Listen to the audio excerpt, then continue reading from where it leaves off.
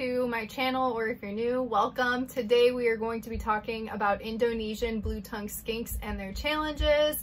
And my name is Trisha. I'm terrible at mentioning that, but I'm trying my best. But I'm very excited to get into this. Keep in mind there are different types of blue-tongued skinks. Most of them that you will see as pets are the northerns from Australia, and they are just way easier in like every aspect when it comes to keeping them as a pet, whereas the Indonesians have a lot of challenges. So those are the challenges that we're going to be talking about. If you are not sure what type of skink that you have, I have an entire video going over the characteristics of each one so you can figure out which one you have. So I highly recommend checking that video out. But typically with Indonesians versus the Australians, you will notice that Indonesians have the black legs and they're just typically much darker, whereas the northerns have all of those lighter colorations and lighter creamy colored legs. So I feel like that's the easiest way to kind of tell them apart. But of course, do your research and make sure you know which one you have, because the care is significantly different and the challenges are significantly different. So we are going to dive right in. The very first challenge with Indonesian blue-tongued skinks in particular is that they're very, very hard to find. And when I say this, I'm talking about it's hard to find them in general, and also just very challenging to find them captive bred. So the times that you will see Indonesian blue-tongued skinks for sale, a lot of the time they are actually wild caught. And that is the situation that I got myself into with my blue-tongued skink, Chancho, because I got him at a reptile show and I thought he was captive bred. There was no mention of it, so it didn't say anything like wild caught. And a lot of the times at shows, they will just not say anything whatsoever if it is wild caught, rather than labeling it wild caught, because they like want to trick people into buying these animals because then they make money. It's really crappy. It completely tricked me because I was like, oh, well, if it's wild caught, they would label it, but they don't. They'll label it if it's captive bred because it's like a one-up thing, like, see, it's even captive bred, but if it's not, they'll like discreetly just not say anything. So that is what happened to me, and I thought I was buying a captive bred Indonesian blue-tongued skink, and he absolutely was not. So it is very hard to find these guys in general. They're not typically sold as commonly as animals like leopard geckos or bearded dragons, and then to find an actual breeder that breeds the Indonesians is just a whole other thing. So it would require a lot of research. I know a lot of people really do just want an Indonesian. They love how Chancho looks. He is absolutely stunning. So I can understand the appeal, but they are just very, very hard to find. So if you are trying to look for one, please try to get a captive bred one if you can. I just highly recommend it. The second challenge is if you do end up with a wild caught blue-tongued skink, a lot of the times they can have health issues. They can have internal parasites, or they can have external parasites, which is what Chancho had. So he had mites. So I brought him home, thought he was fine, didn't really notice these mites, and he ended up having some parasitic mites. So I had to treat him for it, and it's very stressful. It is not something any reptile keeper wants to do. But when you're getting a wild caught animal, there's a really good chance that your animal's gonna have some type of illness going on, and that's why getting captive bred is just so much better, because it's gonna be a healthy, hopefully a healthy animal. Your chances skyrocket when it's captive bred versus wild caught. So I had that issue. It was very challenging, so of course I had to put it on my list. Number 3 is building trust. So if you have a captive bred one, it will be significantly easier than if you have a wild caught specimen, because the wild caughts, they are not going to be into handling or being touched. They are not going to trust you whatsoever, and it's going to take a very, very long time and a lot of work working with that animal. Of course, each one is different. They're going to tolerate things differently. They're going to have different personalities. So it is not a guarantee that every animal is going to be one certain way.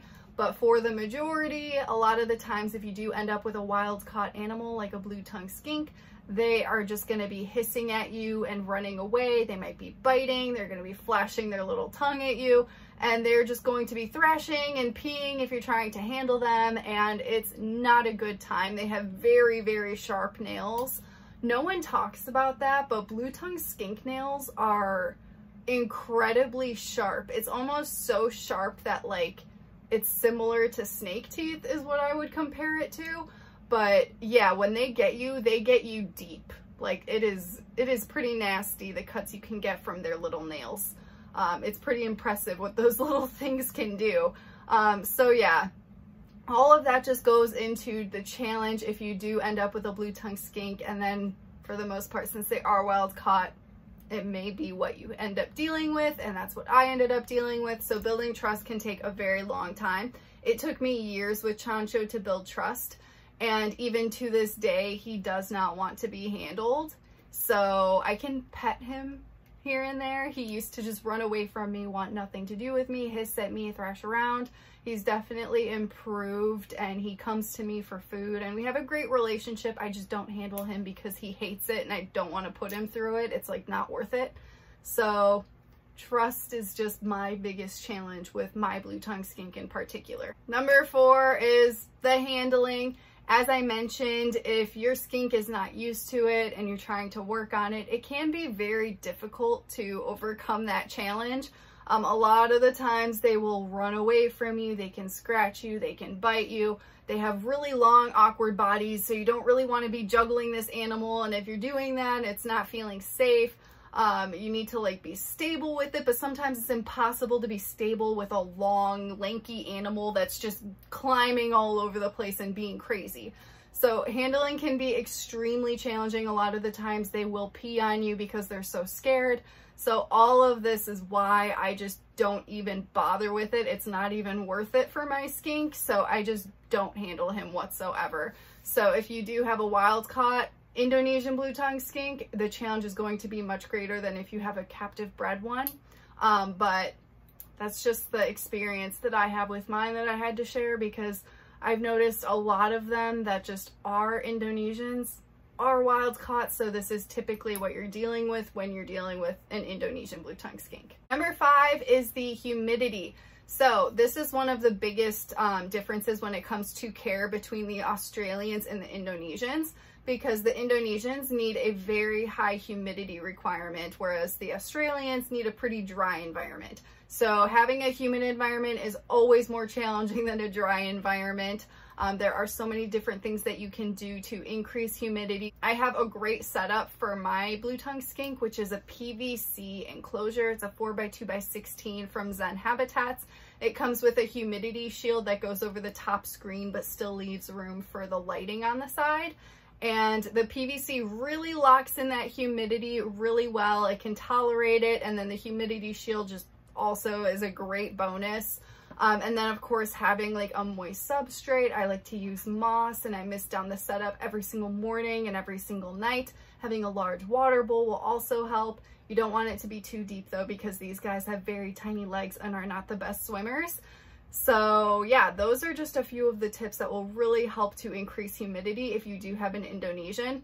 The sad thing is that people buy these animals and they don't know what type of skink they have, and then they end up providing the wrong care, and they might just have a really dry environment for an Indonesian. So that's what you want to avoid completely. And it's definitely one of the challenges with Indonesians, because it definitely makes the care for them way more challenging than the Australians. Number 6 is the amount of space that these guys require. So blue-tongued skinks get pretty large. They are very long lizards, and they are pretty active too. A lot of the times you do notice they will just be kind of sleeping and not really doing much, but other days like they do go out and do things. So it's important to give them the space that they deserve.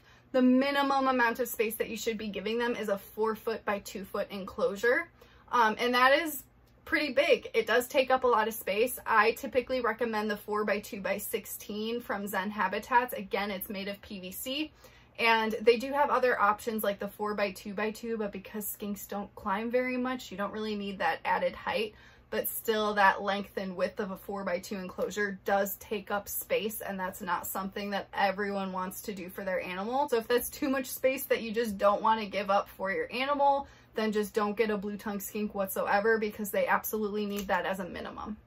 Number 7, I don't really know why I put this on my list, because I feel like it can be challenging for some people, but it can also be really easy and good. And it's that their diet is just full of so much variety. There's so many different things that these animals can eat. It can be a negative thing because people get really confused by it when they're doing their research, but I have an entire video going over the blue tongue skink diet, so that is super helpful and will give you a lot of insight and ideas of what to feed these animals. But yeah, a lot of people just get really scared and they just don't know. It's like too much, so they get stressed about it. But I see it as a positive thing because it's so many different things that you could be giving your animal, and you can switch things up all the time. Feeding them quail eggs is my absolute favorite thing in the world, so highly recommend. But yeah, there's just a lot that goes into it. So I don't know, it's basically how you view the situation. I just put it on my list as a challenge because it can be challenging for some people, especially when they're like overthinking everything and trying to get all the information when they're doing their research initially. I've been the same way. I literally, before I owned any reptiles, I looked up the care for a bearded dragon, and I was so overwhelmed that I was like, I will never own that animal. Like, there's no way.